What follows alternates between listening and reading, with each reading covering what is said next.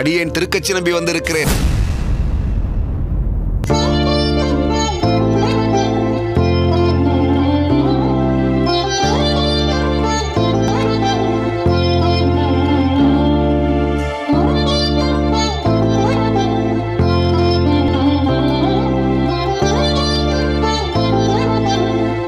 உள்ளே வா திருக்கச்சி நம்பி.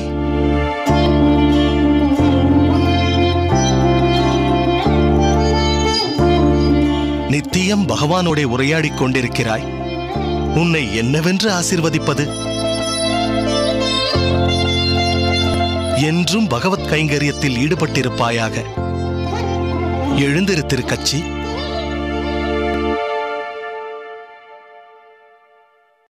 உட்கார். அடியேன்.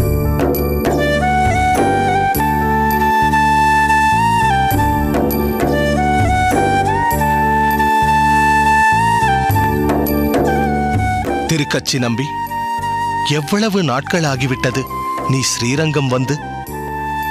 இந்த முதியவனை மறந்து விட்டாயா? சுவாமி, என்ன வார்த்தை கூறிவிட்டீர்கள்? வயதளவில் தாங்கள் முதியவராக இருந்தாலும் அறிவிலும் ஞானத்திலும் தாங்கள் என்றும் ஒரு இளைஞரே. தாங்கள் என் ஆச்சாரியர் அல்லவா? அடியேனின் இறப்பிற்கு பிறகும் தொடரும் தங்களின் சம்பந்தத்தை அடியேன் எப்படி மறப்பேன் சுவாமி? தங்களோடு உள்ள சம்பந்தத்தினால் அன்றோ அந்த வரதன் அடியேனோடு உரையாடுகிறான். கச்சியம்பதியில் இருந்தாலும் அடியேன் என்றும் உங்கள் சேவகன்.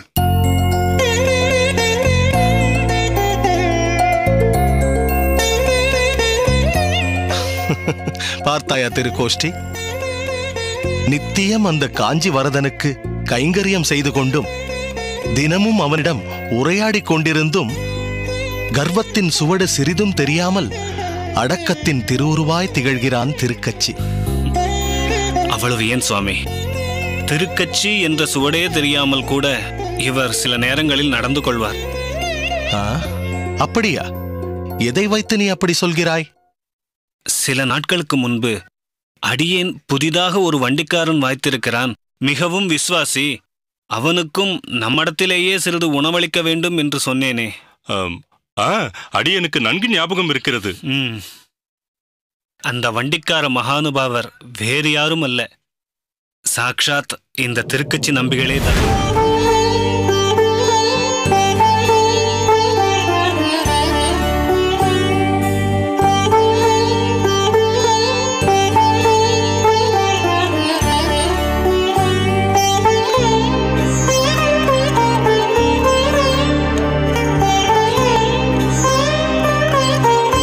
என்ன திருக்கோஷ்டி, ஆச்சரியமாகவும் அதிர்ச்சியாகவும் ஒரு தகவலை கொடுக்கிறாய்?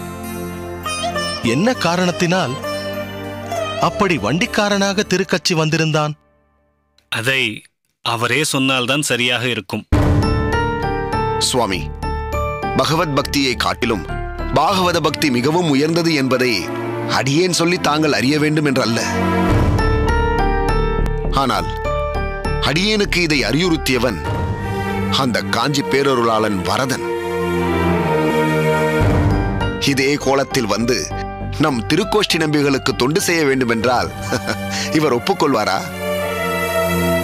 ஆகவே அடியேன் ஒரு வண்டிக்காரனாக வந்தேன். திருக்கோஷ்டி, பிறகு எப்படி திருக்கச்சியை அடையாளம் கண்டு கொண்டாய்?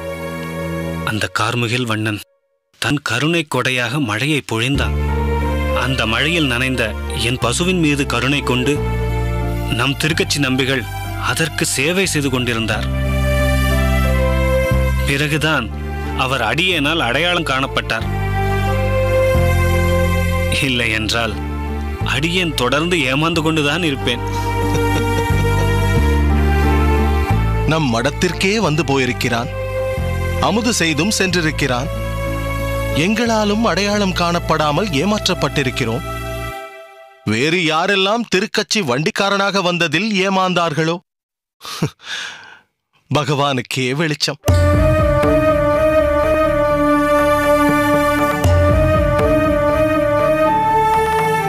சுவாமி, அடியேனி மன்னித்தருள வேண்டும். யாரையும் ஏமாற்ற வேண்டும் என்பது அடியேனின் நோக்கம் அல்ல. வரதனின் உத்தரவை அடியேன் சிறைமேற்கொண்டேன். அவ்வளவுதான். அடியேன் வேடிக்கையாகத்தான் சொன்னேன் திருக்கச்சி. உன் உள்ளம் அடியேன் அறிவேன். நீயும் சரி, நமது திருமலை நம்பியும் சரி, அடியேன் சொல்லை தெய்வ வாக்காக எண்ணி இரு பெரும் தலங்களில் எம்பெருமானுக்கு நித்திய கைங்கரியம் செய்து வருகிறீர்கள். ஆச்சாரியருக்கு ஆற்றும் முக்கியமான இரு கடமைகளுள் அதுவும் ஒன்றாயிற்றே. ஆச்சாரியருக்கு செய்யும் அந்த இரு சேவைகளையும் தங்கள் திருவாக்கால் கேட்க விரும்புகிறோம் சுவாமி. சொல்கிறேன். ஆச்சாரியருக்கு சாமரம் வீசுவது, குடை பிடிப்பது, அவருடைய வஸ்திரங்களை துவைப்பது போன்ற காரியங்கள் வபு சேவா. அதாவது உடல் ரீதியாக ஆச்சாரியனுக்கு செய்யும் சேவைகள் இவை.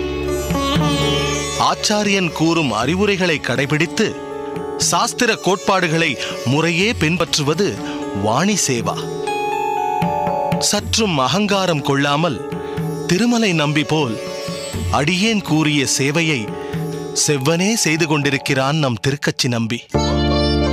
எந்த நிலையிலும் தன் புஷ்ப கைங்கரியத்தை அந்த கஜேந்திரன் என்னும் யானை பெருமாளுக்கு சேவை செய்ததை போல் இவனும் வரதனுக்கு செய்வதால் இவனை கஜேந்திரதாசன் என்று அழைக்கவே அடியேன் பிரியப்படுகிறேன். அடியேன் பெரும் பேறு பெற்றேன் சுவாமி. திருக்கச்சி நம்பி, வந்ததுதான் வந்தாய், உடனே சென்று விடாதே. ஓரிரு நாட்கள் தங்கிவிட்டு பிறகு செல். தங்கள் உத்தரவு சுவாமி. திருக்கச்சி நம்பி, அடியேன் திருமலை நம்பியின் மருமான் ராமானுஜன் எப்படி இருக்கிறான்? அடியேனின் சகாவான சோமயாஜி போன்றே ராமானுஜனும் பழகுவதற்கு இனிமையானவன்தான். இந்த சிறிய வயதிலேயே பூரண ஞானத்துடனும் சாஸ்திரங்கள் பல கற்று வந்தாலும் சிறிதும் கர்வம் இல்லாமல் அனைவரிடமும் பழகும் சுபாவமும் சமுதாயத்தின் பாலுள்ள அக்கறையும் அடியேனை மெய்சிலிர்க்க வைக்கிறது. அடியேனும் கேள்விப்பட்டேன் திருக்கச்சி. ராமானுஜன் போன்றவர்கள் மிகவும் அரிதானவர்கள். காஞ்சி செல்லும்போது கண்டிப்பாக ஸ்ரீபெரும்புதூர் வழியாக செல்வது மட்டுமல்லாமல் ராமானுஜனுக்கு ஆழ்வார்களின் அருளிச் செயல்களையும் அதன் ஆழ் பொருள்களை பற்றியும் கூடியவரை அவன் மனதில் நிறுத்திவிட்டு செல். ராமானுஜன் என்னும் பொக்கிஷத்தை பாதுகாப்பதில் உனக்கும் மிகவும் முக்கிய பொறுப்பிருக்கிறது. மறந்துவிடாதே. தங்கள் சித்தப்படியே சுவாமி.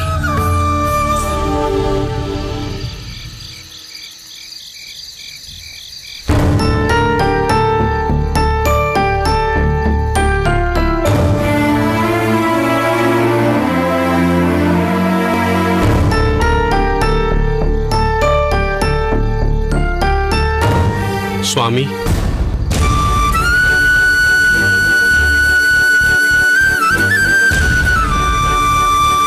மன்னிக்க வேண்டும். இது தங்களுக்கு சொந்தமான திண்ணை என்பதை மறந்துவிட்டு நான் சிரமப்பரிகாரம் செய்ய முற்பட்டு விட்டேன். நீங்கள் உறங்குங்கள். வேண்டாம் சுவாமி, என் அபச்சாரத்தை மன்னித்தேன் என்று ஒரு வார்த்தை சொல்லுங்கள், அது போதும். அடியேன் எங்கோ ஒரு மூலையில் படுத்துக் கொள்கிறேன். என்ன சுவாமி இது? மன்னிப்பு என்ற பெரிய வார்த்தைகள் எல்லாம் உபயோகிக்கிறீர்கள். மொத்தத்தில் தங்கள் காலடியில் விழுந்து மன்னிப்பு கேட்பதுதான் உசித்தமாக இருக்கும். ஆனால் அது தங்களுக்கு தர்ம சங்கடத்தை ஏற்படுத்தி விடுமோ என்றுதான் நான் தயங்குகிறேன். மலராண்டான், என்ன இது? சிறு குழந்தையைப் போல் நடந்து கொள்கிறீர்கள். குழந்தைகள் கூட பெரியவர்கள் சொல்லிக் கொடுத்தபடி மரியாதையாக நடந்து கொள்ளும். ஆனால் அடியேன் அப்படியா நடந்து கொண்டேன்? அடியேன் அதையெல்லாம் அன்றே மறந்துவிட்டேன். நீரும் மறந்துவிடும். எப்படி சுவாமி, எப்படி சாத்தியம் அது? அன்றைக்கு திருக்கோஷ்டி நம்பிகளுக்கு வண்டி ஓட்டி என்று மட்டும் தெரிந்து கொண்டேன். ஆனால் இன்று அது தாங்கள் தான் என்று தெரிந்து கொண்ட பிறகு அடியேன் மனம் துடிக்கின்றது. அதை என்னால் எப்படி சுவாமி மறக்க முடியும்? திருக்கோஷ்டி நம்பிகளை பற்றி அறியாமல் உங்களிடம் தவறாக பேசிவிட்டேன். திருக்கோஷ்டி நம்பிகள் உன்னதமான சிரேஷ்டர், பாகவதர். பல நுட்பமான விஷயங்களை எளிதாக போதிக்கும் ஆச்சாரியர் என்பதை நீங்கள் உங்கள் மனதில் எப்பொழுதும் நினைவில் கொள்ள வேண்டும். உண்மைதான் சுவாமி. இந்த மரமண்டைக்கு எதுவும் சற்று தாமதமாகத்தான் புரிகின்றது. திருக்கோஷ்டி நம்பிகள் எத்தனையோ அரிய விஷயங்களை சொல்லும் போது சில சமயங்களில் அதை பொருட்படுத்தாது விட்டு விடுகிறேன். அவர் சுள்ளென்று சொல்லும் போது மட்டும் பசுமரத்து ஆணி போல் மனதில் பதிந்து விடுகிறது. என்ன செய்வது? அதன் பின்பு எக்கு தப்பாக யாரிடமாவது மாட்டிக்கொள்கிறேன். மூக்கில் ஜலதோஷம் பிடித்தால் தப்பில்லை, நாக்கில் சனிதோஷம் பிடிக்காமல் இருக்க வேண்டும். மலராண்டான், திருக்கோஷ்டி நம்பிகள் சொல்லென்று பேசுகிறார், முள்ளென்று தைக்கிறார் என்று பல பேர் பல மாதிரி சொல்லும் பொழுது அவர்கள் அறியாமையில் பேசுகிறார்கள் என்று விட்டுவிடலாம். ஆனால் நம் மடத்திலேயே பல ஆண்டுகளாக கைங்கரியம் செய்து கொண்டிருப்பவர் நீங்கள் திருக்கோஷ்டியாரை அப்படி சொல்வதுதான் எனக்கு ஆச்சரியமாக இருக்கிறது. அது தங்களை போன்றோ பெரிய நம்பிகளை போன்றோ திருக்கோஷ்டி நம்பிகள் இதமாக பேசுவதில்லையே, அதனால் தான். மலராண்டான், எல்லோரும் ஒருவரை போல் இருப்பதில்லை. பல பேருக்கு பலவிதமான மனோபாவங்கள், அதன் பிரதிபலிப்புகள். ஏன், பகவானே தன் அவதார காலங்களில் பலவிதமான பாவங்களில் தோன்றுகிறார். அதற்கேற்றாற்போல் போதனைகளும் மாறுபடுகிறது. சிலரை இதமான வார்த்தைகளால் படிய வைக்கிறார், சிலருக்கு மற்றொருவரின் அனுபவத்தால் புரிய வைக்கிறார், சிலரை தண்டத்தை கையில் எடுத்து அடித்து திருத்துவார். இப்படி அவரை போன்றே ஆச்சாரியர்களையும் பலவகைப்பட்டவர்களாக இப்புவிக்கு அனுப்பி வைக்கிறார் பகவான். ஜனங்களும் பலதரப்பட்டவர்களாக இருக்கிறார்கள். சிலர் தன் தவறை தானே உணர்ந்து திருந்துகிறார்கள், பலர் மனதிலோ புறத்திலோ அடிபட்டு திருந்துகிறார்கள். இதில் அடியேன் இரண்டாம் ரகத்தைச் சேர்ந்தவன். வருந்த வேண்டாம் மலராண்டான், நம் திருக்கோஷ்டி நம்பிகள் பன்முகத்தன்மை கொண்டவர்.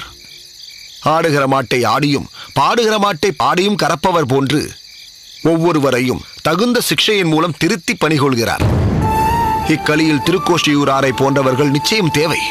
பாரம்பரியத்திலும் மிகவும் பெருமை வாய்ந்த பாண்டிய அரசனுக்கு மந்திரியாக இருந்த செல்வ நம்பியின் குலத்தில் பிறந்தவர்தான் நம் திருக்கோஷ்டி நம்பிகள். பெரிய தீர்க்கதரிசி.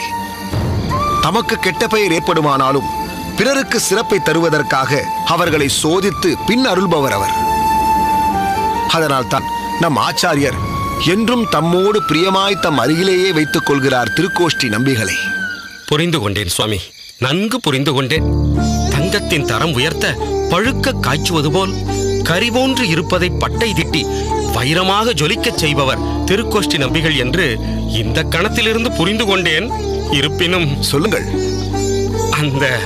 அந்த பழைய திண்ணை விவகாரம் எதையும் திருக்கோஷ்டி நம்பிகள் இடத்தில் சொல்லிவிட மாட்டீர்களே?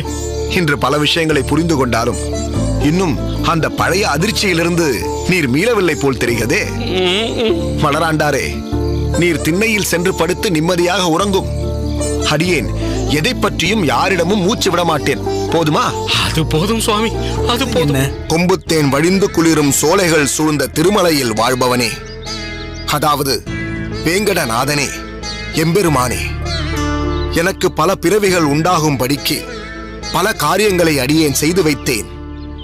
ஆனால் இப்பொழுது உன்னை சேவிக்க வேண்டும் என்று காதல் கொண்ட யோக்கியனானதால் இந்த ஜென்மத்திலேயே உனக்கு அன்பனாக ஆனேன். அதனால் இன்னமும் நேரக்கூடிய பிறவிகளை நினைத்து துக்கப்படாமல் நின்றேன். அதாவது இனி பிறவிகள் நேராமைக்காக உன்னை வந்து அடைந்தேன். அடியேனை ஆட்கொண்டு அருள்வாய் என்று பிரார்த்திக்கிறார் திருமங்கை ஆழ்வார். இதன் மூலம் ஆழ்வார் நமக்கு என்ன கருத்தை தெரிவிக்க விரும்புகிறார் என்றால், அற்ப சுகங்களுக்காகவே விரதம் இருந்து பல பிறவிகள் எடுத்தேன். ஆனால் உன்னை சரணமாக பற்ற வேண்டும், உனக்கு அடிமை செய்ய வேண்டும் என்று ஆசை கொண்டேன் திருவேங்கடா என்று பாடியதன் மூலம் எம்பெருமானுக்கு அடிமை செய்வதால் பிறவிப்பினி தொலையும் என்பதை தெளிவாக உணர்த்துகிறார் ஆழ்வார். புரிஞ்சுக்கிட்டேன் சாமி, தெளிவா புரிஞ்சுக்கிட்டேன். அதே நேரத்துல நீங்க இந்த பாசுரத்தை சொல்ல சொல்ல திருமலைக்கே போய் அந்த வெங்கடேச பெருமாளை தரிசனம் பண்ணிட்டு வரணும் போல இருக்கு சாமி. ஏன் சாமி, உங்களுக்கு அங்க போகணும் தோணலையா?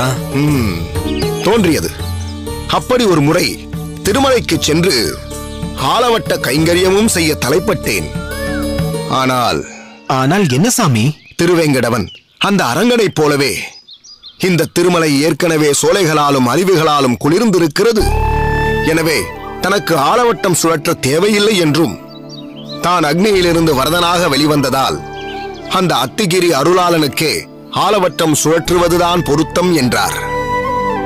நன்றாக சொன்னீர்கள் நம்பிகளே. என்ன ஒரு அற்புதமான விளக்கம். சாரதி சாமி, இதை நீ தயார் செய்து வை. அடியேன் வந்து விடுகிறேன். சரிங்க சாமி.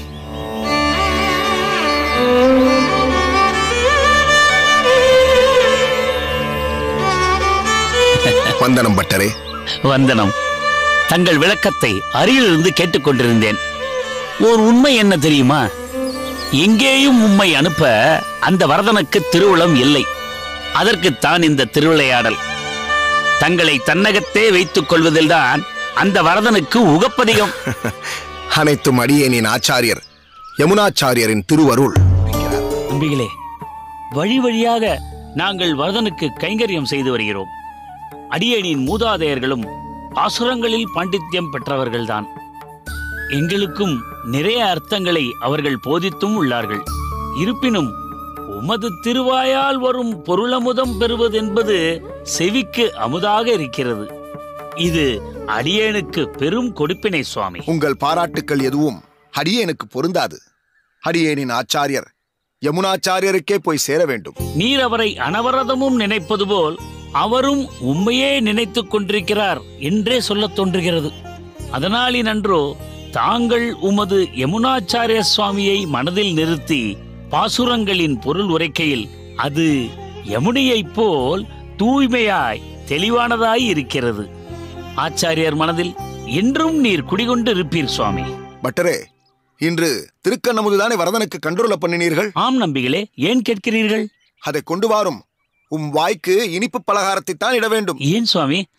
நீங்கள் சொல்வதின் அர்த்தம் அடியேனுக்கு புரியவில்லையே. அங்கே பாரும், புரியும். ஆச்சாரியர் அடியேனே நினைத்துக் கொண்டிருப்பார் என்று சொன்னீர்களே.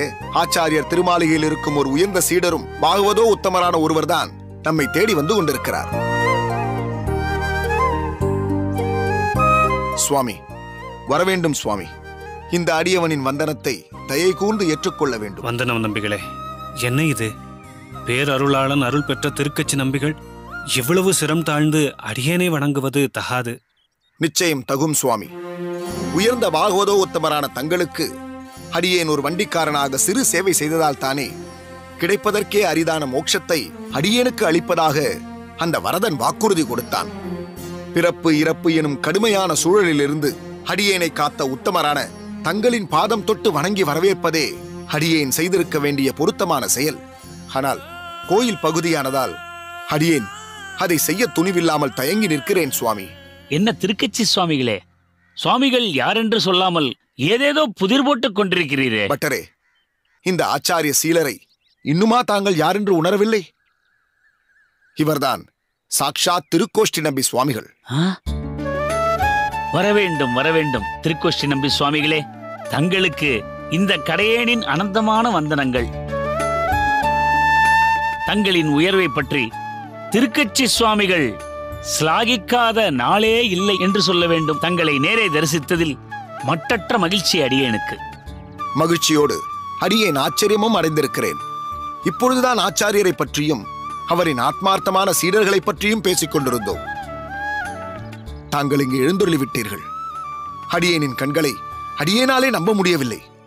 தங்களின் வருகையால் அத்திகிரி அருளாளனும் பேருவகை அடைவான். சுவாமி, ஆச்சாரியர் எப்படி இருக்கிறார்? அவருடைய திருமேனி பாங்காக இருக்கிறதா? தாங்கள் எப்போது காஞ்சிபதிக்கு வந்தீர்கள்? என்று காலைதான் வந்தேன். வந்ததும் நேராக உமது மடத்திற்குத்தான் சென்றேன். தாங்கள் கோயிலுக்கு சென்றிருப்பதாக சொன்னார்கள். ஸ்நானம் செய்து அனுஷ்டானத்தை முடித்தேன். உமது உதவியாளன் சாரதியை பார்த்தேன். என்ன ஒரு பணிவு! உமக்கு ஏற்ற சிஷ்யன்தான் அவன். தங்களால் கொண்டாடப்பட்டு அவன் பேறு பெற்றான் சுவாமி. அதானே, ஆச்சாரியரின் சீடர்களிலேயே மிகவும் கண்டிப்பானவர் என்றும் கடின சித்தம் உடையவர் என்றும் திருக்கோஷ்டி நம்பி சுவாமிகளை பற்றி கேள்விப்பட்டிருக்கிறேன். அப்படிப்பட்டவரையே அந்த சாரதி கவர்ந்திருக்கிறானே. அடியேன் இப்படி இருப்பதற்கு ஆச்சாரியர்தான் காரணம். ஆச்சாரியரிடம் கடின சித்தமும் இருக்கும், கருணையும் பன்மடங்கு இருக்கும். அவருடைய சிஷ்யர்களில் பலர் ஆச்சாரியரின் கருணையை உதாரணமாக எடுத்துக்கொண்டு அதன்படி தாமும் இருக்க முயற்சி செய்கிறார்கள். உதாரணத்திற்கு கருணையின் பிறப்பிடமாக பெரிய நம்பியை சொல்லலாம். மேலும் பலரும் இருக்கின்றனர். ஆனால் அடியேன் ஆச்சாரியரின் கடின சித்தத்தை சுவீகரித்து கொண்டு அதன்படி நடக்க முயற்சிக்கிறேன். அதனால்தான் சில நேரங்களில் வைஷ்ணவர்களே அடியேனை கடுமையானவனாக பார்க்கிறார்கள். தங்களிடம் இருப்பது கடுமை அல்ல சுவாமி, கண்டிப்பு. பகவத் விஷயத்தில் ஆச்சார அனுஷ்டானங்களில் சாஸ்திர விதிமுறைகளை முறையாக அனைவரும் கடைபிடிக்க வேண்டும் என்று எதிர்பார்க்கிறீர்கள். அதை செய்வதால் அவர்களுக்குத்தான் நன்மை கிடைக்கப் போகிறது. கூடிய விரைவில் யார் மூலமாவது அற்புதமான ஒரு திருவிளையாடலை நிகழ்த்தி உமது கீர்த்தியை உலகம் அறியச் செய்ய போகிறான் அத்திகிரி வரதன். சரி, சன்னதிக்கு சென்று வரதனை சேவிக்கலாம், வாருங்கள். அவசியம் சேவிக்கத்தான் போகிறேன். அதற்கு முன்பாக நம் ஆச்சாரியார் ஒரு சேவையை பணித்திருக்கிறார். அதை முதலில் சொல்லிவிடுகிறேன். ஆச்சாரியர் ஒரு சேவையை தங்களிடம் ஒப்படைத்து காஞ்சிபதிக்கு அனுப்பினாரா? என்ன சுவாமி அது? அது வேறொன்றும் இல்லை. ஆச்சாரியார் தங்களை பார்க்க வேண்டும் என்று பிரியப்படுகிறார். அதை தெரிவித்து உம்மை கையோடு அழைத்துச் செல்வதற்காகத்தான் அடியேன் காஞ்சியம்பதி வந்தேன். பார்த்தீர்களா நம்பிகளே, அடியேன் சொல்லவில்லை ஆச்சாரியார் உம்மை பற்றிய சிந்தனையில்தான் இருப்பார் என்று? அதற்கேற்றாற்போல் திருக்கோஷ்டி நம்பி சுவாமிகளும் ஆச்சாரியார் உம்மை அழைத்து வரச் சொன்னதாக இங்கு வந்திருக்கிறார் பாரும். பட்டரே, தாங்கள் சொல்வது உண்மைதான். ஆச்சாரியருக்கு எங்கள் அனைவரையும் விட சிவரை பற்றிய சிந்தனைதான் அதிகமாக இருக்கிறது. அதற்கு காரணம் இருக்கிறது நம்பி சுவாமிகளே. நல்ல சாஸ்திர பாண்டித்யம் உள்ள பிள்ளைகளை விட அதிகம் கற்றுணராத பாண்டித்யஹீனனாக உள்ள பிள்ளையிடம்தான் ஒரு தகப்பனின் கவனமும் அக்கறையும் பாவம் வருங்காலத்தில் இவன் என்ன பாடுபடப் போகிறானோ என்ற கவலையும் இருக்கும். ஆச்சாரியருடனே இருக்கும் நீங்கள் அனைவரும் ஒரு உயர்ந்த குலத்தில் பிறந்தவர்களாகவும் சாஸ்திர ஞானமும் ஆச்சார அனுஷ்டானங்களில் ஊறியவர்களாகவும் இருக்கிறீர்கள். ஆனால் அடியேன் அப்படி இல்லை சுவாமி. பௌதிகத்தில் உழன்று கொண்டிருந்த அடியேனை ஆச்சாரியரின் கருணை என்ற படிகட்டின் மூலம் பக்தியில் மேலோங்கிச் செல்ல ஆச்சாரியர் முயற்சி செய்து கொண்டிருக்கிறார். இந்த கடையேன் வழி தவறி விடாமல் தொடர்ந்து பகவத் சேவையில் ஈடுபட வேண்டுமே என்ற கவலையிலும் கருணையிலும் தான் ஆச்சாரியர் பல நேரங்களில் இந்த அடியேனை அவரது உயர்ந்த உள்ளத்தில் நினைவு கொள்கிறார். மற்றபடி உங்கள் அனைவருக்குமே தாசானு தாசன் அடியேன். இப்படியெல்லாம் இல்லை திருக்கச்சி நம்பிகளே. தன்னடக்கத்தில் நீர் இப்படி பேசுகிறீர். உண்மையில் ஆச்சாரியார் நினைப்பது என்ன தெரியுமா? ஆச்சாரியரின் மற்ற சிஷ்யர்கள், அதாவது அடியேனை போன்றவர்கள் கிரகஸ்தர்களாக குடும்பத்தாரோடு சேர்ந்து இருக்கிறோம். இடையிடையே ஆச்சாரியரிடம் சென்று அவருக்கு சிறிதளவு சேவையும் செய்கிறோம். ஆனால் நீரோ அப்படி அல்ல. சொந்த பந்தத்தோடு வாழாமல் அனைத்து சுகபோகங்களையும் துறந்து பிரம்மச்சாரிய நிஷ்டனாய் இருந்து ஆச்சாரியர் இட்ட வழக்காக வரதனுக்கு சேவை செய்து கொண்டிருக்கிறீரே. உம்மை போன்ற உத்தமமான ஆச்சாரிய சேவையை யாரால் ஆற்ற முடியும்? அதை உணர்ந்துதான் உம்மேல் பெரும் கருணையோடும் உம் நினைவோடும் ஆச்சாரியார் இருக்கிறார். பாவம் அந்த திருக்கச்சி அடியேனையும் வரதனையும் விட்டால் அவருக்கு யார் இருக்கிறார்கள் என்று பரிவுடன் உம்மை பற்றி நினைக்கிறார்.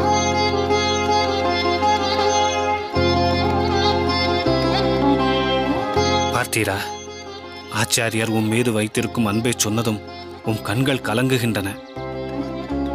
இதுதான் ஆச்சாரியார் மீது உமக்குள்ள ஆழமான அன்பு. அது மட்டுமல்ல, அடியேனுக்கும் உம்மை பார்த்து வெகு நாட்கள் ஆகிவிட்டது. வசதியாக ஒரு வாய்ப்பை ஆச்சாரியார் கொடுத்தார். அதை பயன்படுத்தி உம்மையும் வரதனையும் சேவிக்க ஓடோடி வந்துவிட்டேன். ஆனால் நாம் இன்றே ஸ்ரீரங்கம் புறப்பட்டாக வேண்டும். இன்றைக்கே வா. போட்டது போட்டபடி நிறைய சேவைகள் இருக்கிறது. உடனே கிளம்ப முடியுமா என்று தெரியவில்லையே. வரதனுக்கு செய்ய வேண்டிய சேவைகள் நிறைய இருக்கிறதே. அடியேன் அதற்கு ஏன் இவ்வளவு யோசிக்கிறீர்கள்? அதுதான் உங்களது சிஷ்யன் சாரதி இருக்கிறானே. உள்ள குறிப்பின்படி அவன் செயல்பட போகிறான். புஷ்ப கைங்கரியத்தை திறம்பட கையாண்டு பழக்கமுள்ளவன் தானே அவன். நீர் கவலைப்படாமல் போய் வாரும். ஆச்சாரியரை தரிசித்து வெகு நாட்கள் ஆகிவிட்டது என்று ஏங்கிக் கொண்டிருந்ததை வரதன் ஏற்று இப்படி ஒரு வாய்ப்பை நல்கியிருக்கிறான். பிறகேன் யோசிக்கிறீர்? எதை பற்றியும் கவலைப்படாமல் புறப்பட ஆயத்தமாகும். புஷ்ப கைங்கரியத்தை சாரதி மூலம் அடியேன் செய்து வைக்கிறேன். சரி பட்டரே, வாருங்கள் சுவாமிகளே, வரதனை சேவிக்க செல்லலாம். நீரும் வாரும் திருக்கச்சி நம்பிகளே. தாங்கள் சென்று சேவித்துவிட்டு மடத்திற்கு வாருங்கள். அடியேன் ஸ்ரீரங்கம் செல்வதற்கான ஆயத்த ஏற்பாடுகளை செய்கிறேன். அதுவும் நல்லதுதான் சுவாமிகளே. உள்ளே வந்து வரதனை சேவித்ததும் புஷ்ப கைங்கரியத்தை மனதில் நினைத்து திருக்கச்சி நம்பிகள் ஸ்ரீரங்கம் புறப்படுவதற்கு மீண்டும் யோசிக்கவும் வழி இருக்கிறது. வரதனுக்கும் அவருக்கும் அப்படி ஒரு பிணைப்பு. சரி, அடியேன் சென்று வரதனை சேவித்து வாருங்கள் சுவாமி. வாருங்கள் வாருங்கள்.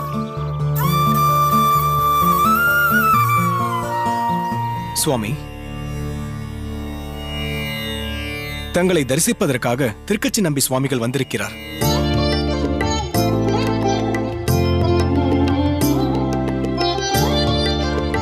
என்ன திருக்கச்சி நம்பிகளே, வைத்த கண் வாங்காமல் ஓலைச்சுவடியிலேயே லைத்து விட்டீர்கள் போலிருக்கிறது. ஆம் நம்பி சுவாமிகளே, லைத்துத்தான் போய்விட்டேன்.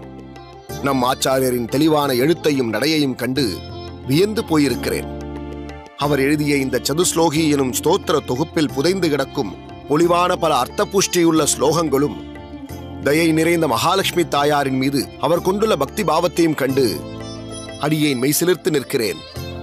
பல வேத வேதாந்த புராண இதிகாசங்களின் சாரமான பல அர்த்த விசேஷங்களை நமது ஆச்சாரியர் இந்த ஸ்லோக தொகுப்பில் தெரிவித்திருப்பதை பார்த்தால் அவரது கடின உழைப்பும் ஆழ்ந்த சாஸ்திர ஞானமும் தெரிகிறது நம்பிகளே. அது மட்டுமா, இது போன்ற தொகுப்புகளை பூர்த்தி செய்வதற்காக பல நாட்கள் உறக்கத்தையும் துறந்து தன் தேகத்தையும் வாட்டமுறச் செய்து கொண்டிருக்கிறார். ஆச்சாரியர் தன் தேக நலனை பற்றி சிந்திக்காமல் இருப்பது அடியேனுக்கு மிகவும் கவலையை அளிக்கிறது. இதே நிலைதான் எங்கள் அனைவருக்குமே.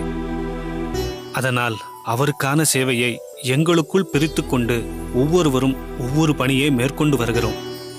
மடத்து நிர்வாக விஷயங்களை பெரிய நம்பி கவனித்துக் கொள்கிறார். ஆச்சாரியரின் ஆகார நியமங்களை மலராண்டானும் மாரநேர நம்பியும் கவனித்துக் கொள்கிறார்கள். வெளியிலிருந்து ஆக வேண்டிய சில சரீர கைங்கரியங்களையும் மாரநேர நம்பியை இழுத்து போட்டுக்கொண்டு செய்து வருகிறான்.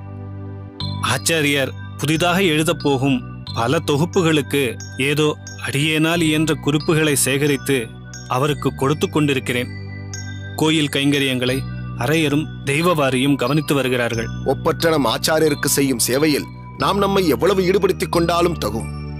அதில் ஒரு ஆத்ம திருப்தியும் இனம் புரியாத ஒரு சந்தோஷமும் ஏற்படுகிறது. உன்னை பார்த்ததில் அடியேனுக்கும் மிகவும் சந்தோஷம் திருக்கச்சி.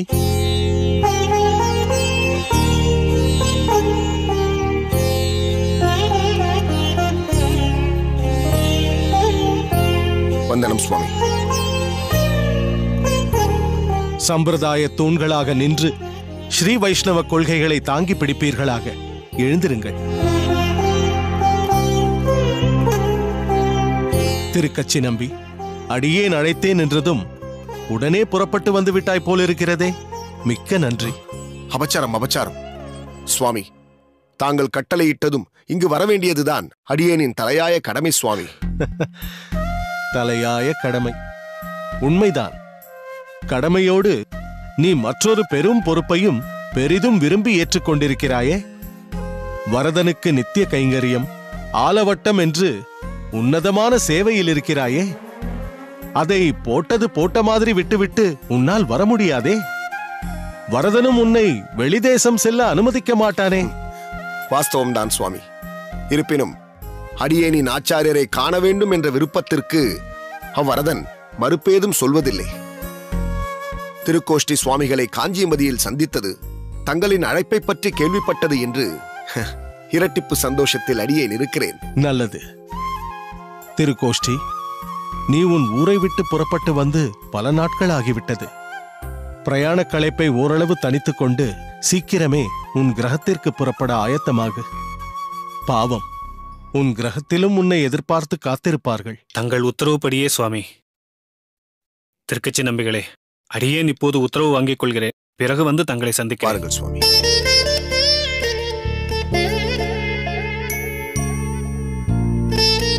திருக்கச்சி, உன்னிடம் சில விஷயங்களை பற்றி பேச வேண்டும். உட்கார்.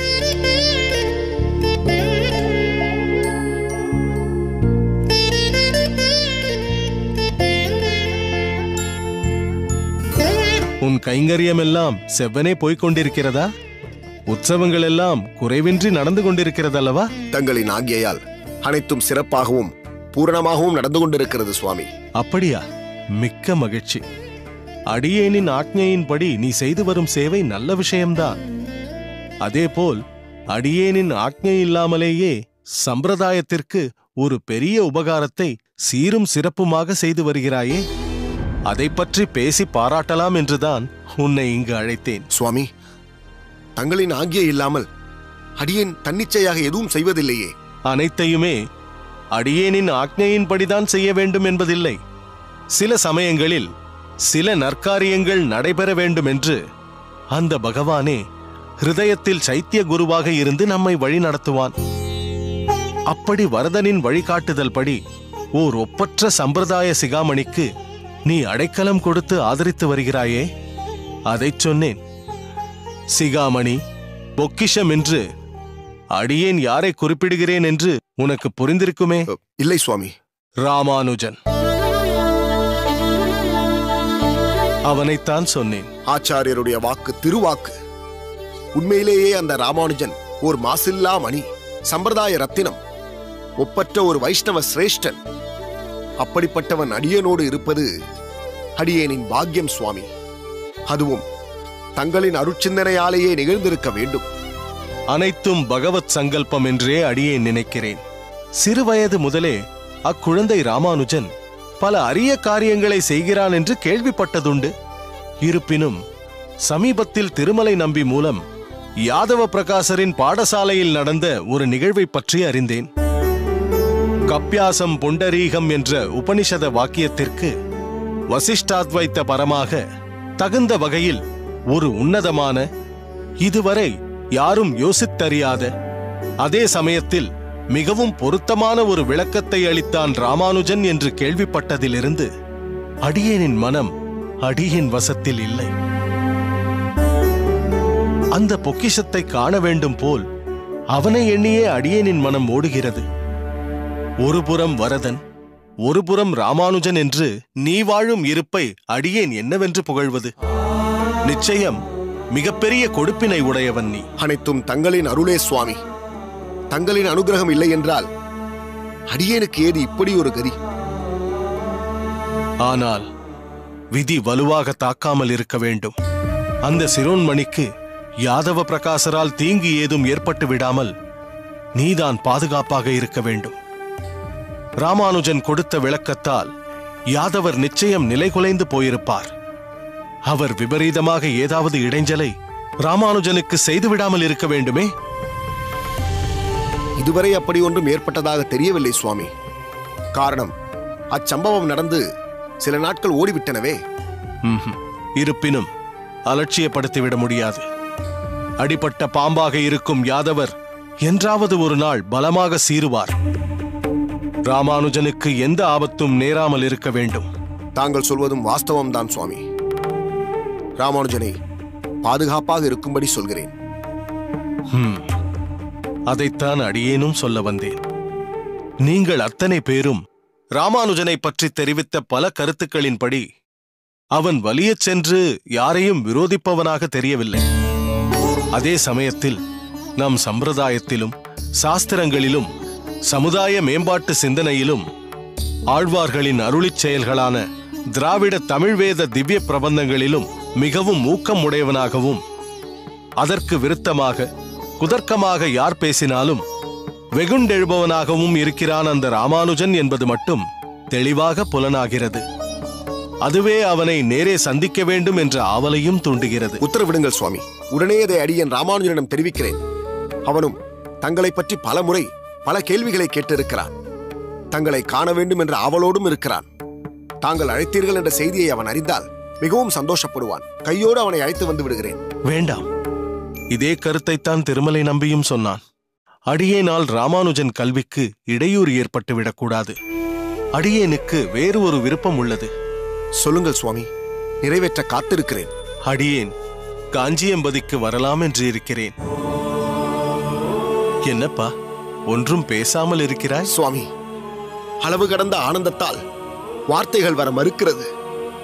இவ்வளவு காலமாக வரதன் மற்றும் ராமானுஜனின் மத்தியில் அடியேன் இருந்ததாக புகழ்ந்தீர்கள். தங்களின் வருகையால் 3 பெரும் அற்புதங்களுக்கு நடுவே நிற்கும் கிடைப்பதற்கரிய பெரும் பேற்றை இந்த கடையை நடைவேன் சுவாமி. காஞ்சிக்கு அவசியம் வாருங்கள் சுவாமி. வருகிறேன்.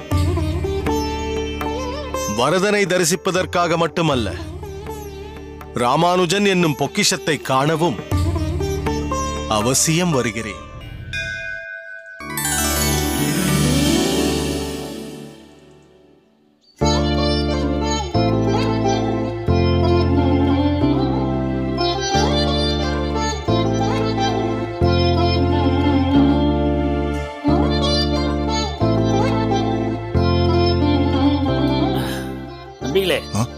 இந்தாருங்கள்.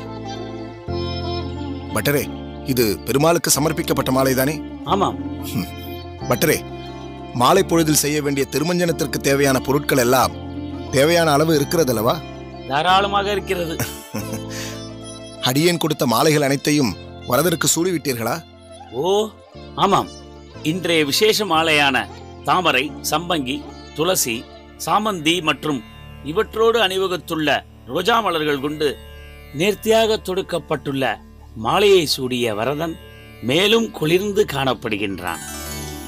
வேறு ஏதாவது முக்கியமாக கவனிக்கப்பட வேண்டியிருக்கிறதா? ஏதாவது இருந்தால் சொல்லி அருள வேண்டும் சுவாமிகளே. வெளிவாசலில் தோரணங்கள் கட்டப்பட்டு விட்டதல்லவா? அதிகாலையிலேயே முதல் வேளையாக கட்டி ஆயிற்று நம்பிகளே. அப்படி என்றால் மிகவும் நல்லது. வந்தனம் நம்பிகளே. வந்தனம் பட்டரே. வந்தனம் வந்தனம். அடடே, வாருங்கள் அதிகாரி அவர்களே. ஊரிலிருந்து எப்பொழுது வந்தீர்கள்? இன்று விடியற் காலையில் தான் வந்தேன். அப்படியா? என்ன, கோயிலில் எங்கு பார்த்தாலும் மாவிலை தோரணம், பல இடங்களில் நேர்த்தியான மாக்கோலங்கள் என்று அமர்க்கலப்படுத்தப்பட்டுள்ளது. ஏதேனும் விசேஷமா? விசேஷமா? அதிவிசேஷம். மகோன்னதமான யதிஸ்ரேஷ்டர் வருகிறார் என்றால் அதிவிசேஷம் தானே.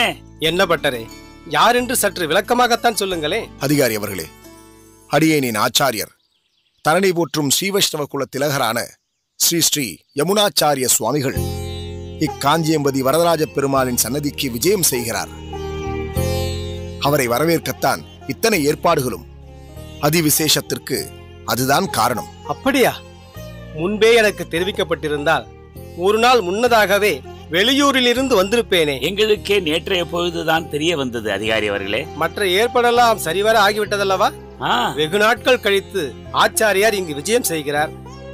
நான் முன்பே இங்கு இருந்திருந்தால் பல வேளைகளில் உங்களுக்கு உபகாரமாக இருந்திருப்பேன். வருந்த வேண்டாம், அனைத்தும் அமோகமாகவே செய்யப்பட்டிருக்கிறது. தங்களால் நியமிக்கப்பட்ட உப அதிகாரிகள் பல வேளைகளை தாமே இழுத்து போட்டுக்கொண்டு செவனே செய்து விட்டார்கள்.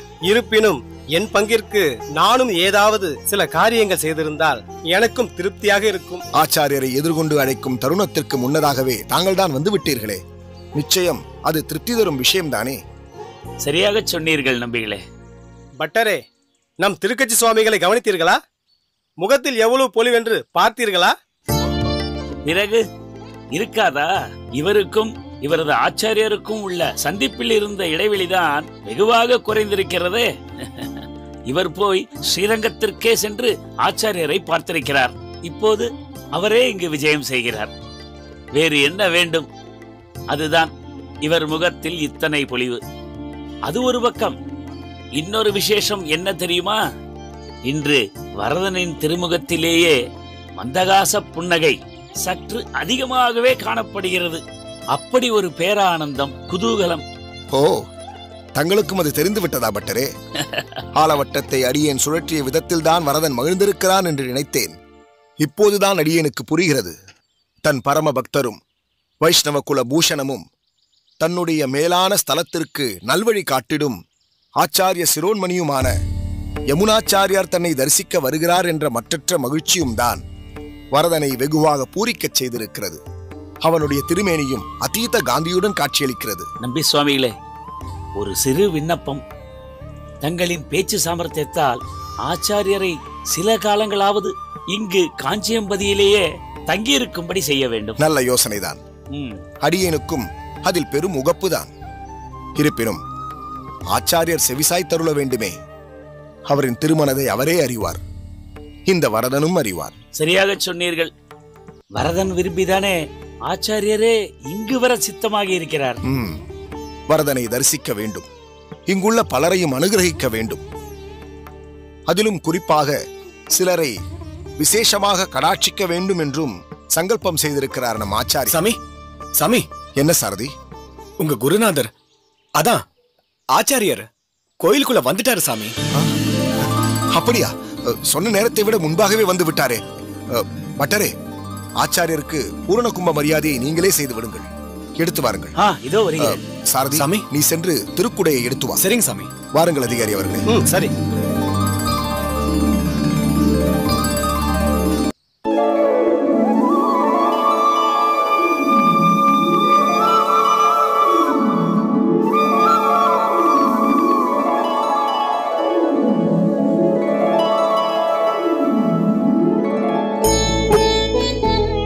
அடியேன் தாசன், ஆச்சாரியருக்கு ஸ்வாகத்தம். பூரண கும்ப மரியாதை ஏற்றுக்கொள்ளுங்கள்.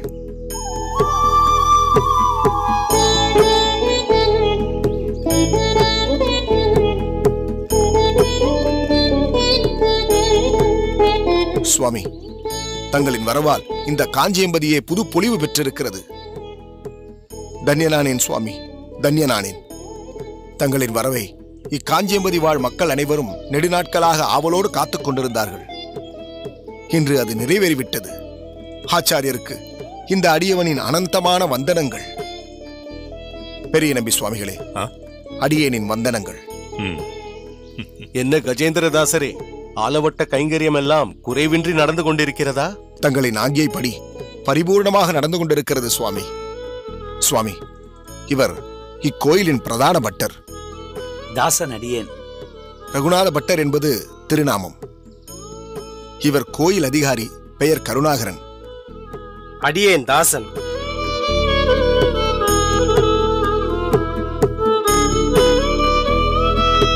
சுவாமி, இவன் பெயர் சாரதி. அடியேனுக்கு புஷ்ப கைங்கரியத்தில் உபகாரமாக இருக்கிறான். கும்பரசாமி, என் குருநாதரால அவருக்கும் குருவான உங்களை தரிசிக்க முடிஞ்சத சாமி. உங்க ஆசீர்வாதம் இந்த பாமரனுக்கு எப்போதும் இருக்கணும் சாமி. சொல்லின் செல்வன் போன்று பேசும் அந்த சாரதி நீதானா? ஆமாங்க சாமி. உன்னை பற்றி திருக்கோஷ்டி நம்பியே புகழ்ந்தானே. உன் வினயத்திற்கும் பண்பான பேச்சிற்கும் சேவைக்கும் உன்னை எவ்வளவு புகழ்ந்தாலும் தகும். சாமி, உங்களோட புகழ்ச்சிக்கு கூட நான் பொருந்த மாட்டேன் சாமி. இதோ இருக்காரே என் குருநாதர், அவருக்கு தான் போய் சேரும். என் குருநாதர் இல்லாம இந்த அர்ப்பனுக்கு ஒரு கதியும் இல்ல சாமி.